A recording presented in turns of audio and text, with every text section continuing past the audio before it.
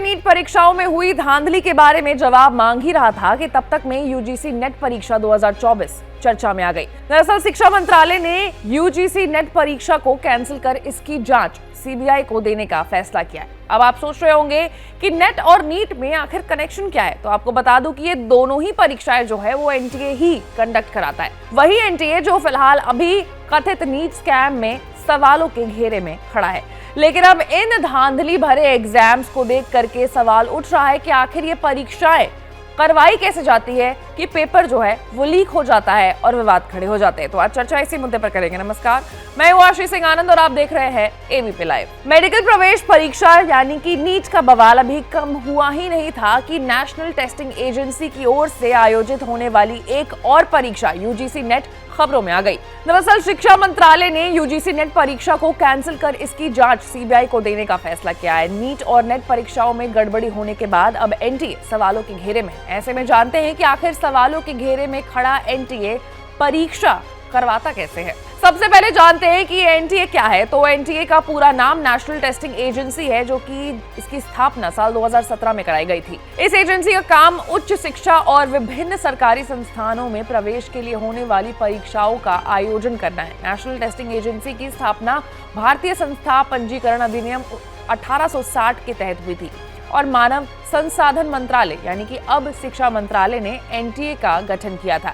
NTA के पास NEET और NET के अलावा Indian Institute of Foreign Trade entrance test, forum university entrance test यानी सीयूईटी और JEE Mains exam, common management cum admission test यानी CMAT, national institute of fashion technology entrance exam और JIPMAT परीक्षाएं कराने का जिम्मा एनटीए के पास है। अब आपको बताते हैं कि एनटीए के पेपर कैसे तैयार होते हैं और किन स्टेप से गुजरकर परीक्षार्थियों के पास पहुंचते हैं। तो एनटीए के वेबसाइट पर दी गई जानकारी के अनुसार सबसे पहले सब्जेक्ट एक्सपर्ट टेस्ट आइटम तैयार कराते हैं। इसके बाद सवालों के बैंक तैयार किए जाते हैं। इसके बाद टेस्ट डेवलपमेंट कमेटी इसकी जांच करती है और फिर पेपर लिखे जाते हैं। इसके बाद इसकी जांच होती है और कुछ सवालों को हटाया जाता है और टेस्ट को असेंबल किया जाता है। इसके बाद फाइनल पेपर बनता है। अब बात करेंगे कि आखिर परीक्षा कैसे होती है। दरअसल पेपर बनाने का काम एनटीए का होता है और वो बाकी के आउटसोर्स के जरिए परीक्षा का आयोजन करवाता है। लेकिन एनटीए पर सवाल उठने के पीछे एक अहम वजह ये है कि एनटीए अधिकतर काम टेंडर व्यवस्था पर कराता है। कई रिपोर्ट्स में ये कहा गया है कि परीक्षा करवाने के लिए एनटीए के खुद की कोई व्यवस्था नहीं है और आउटसोर्सिंग के जरिए परीक्षाएं कराई जाती है। ऐसे में कई टेंडर्स निकाले जाते हैं और कंपनीज को हायर किया जाता है। ये कंपनी ही परीक्षा केंद्र का पूरा काम देखती है और यहाँ तक कि पूरा स्टाफ भी आउटसोर्स के जरिए ही हायर किया जाता है। ऐसे माना जा रहा है कि इन कंपनियों की लापरवाही से ही परीक्षाओं में गड़बड़ी पाई जाती है।